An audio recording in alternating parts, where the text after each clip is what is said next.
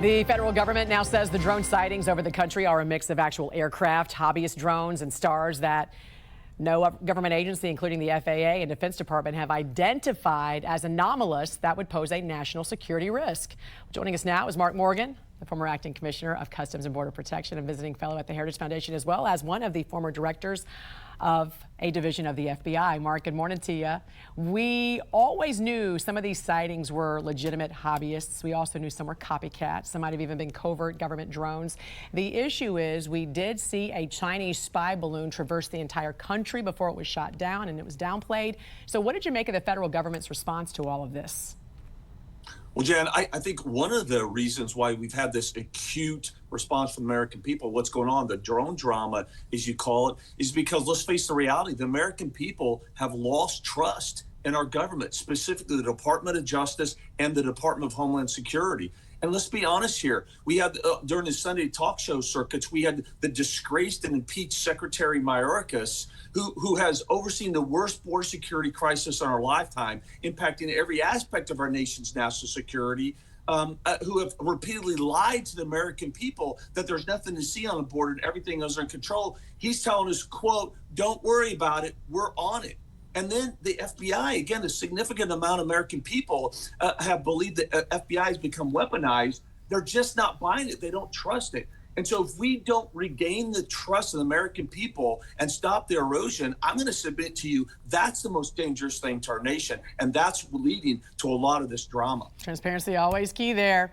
I want to get to some border news right now. Senator Lindsey Graham from South Carolina recently said on Meet the Press that the Biden-Harris administration has allowed 13 million migrants to enter the U.S. So before he or any other GOP lawmakers will address allowing migrants a legal path of any kind, the border crisis and national security have to be addressed first. Here's what he said about the Dreamers bill.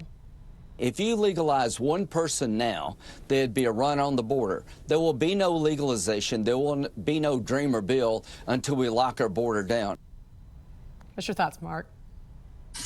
Yeah, first, from a law enforcement guy, I just can't get behind any form of amnesty, and that's what this would be. But having said that, let's keep in mind, Congress has failed the American people with respect to border security decade after decade. Every decision that they've made, that decision has been made on what they perceive to be the best interest of their political party rather than what's in the best interest of this nation. And they've remained paralyzed to fix it. The Dreamers is just one example of many. But Senator Graham, Jane, he is absolutely correct.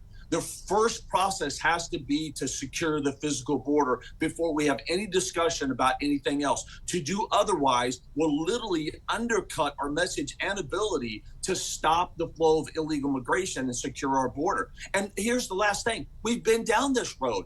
We were here in 1986. We literally allowed border security to remain hostage for amnesty, and it failed. We cannot let history repeat itself. Secure the border first, then have other discussions. Senator Graham is right on this. You've been to the border many times, Mark, during the Biden-Harris administration, so you've seen parts of the border wall that have been built.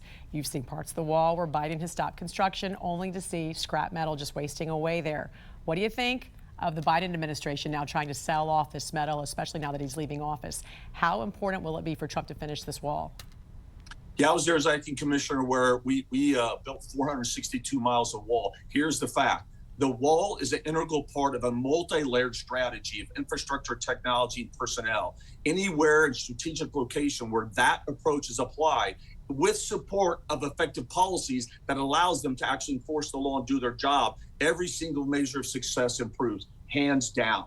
With respect to what they're doing now, I think it's important to talk about a peaceful transition because that is much more than an absence of violence. In the peaceful transition is an inherent acknowledgement, Jan, I believe, and that the American people have said, we have rejected the current administration's policies for the incoming, in this case, the Trump administration policy, by intentionally selling off 273,000 tons of steel Ballard. Not only will that cost American taxpayers hundreds of millions of dollars, it's going to make the Trump administration's ability to secure the border more difficult, but I believe they're intentionally subverting the will of American people. And I hope those individuals that are directly responsible for this action are going to be held accountable for that subversion.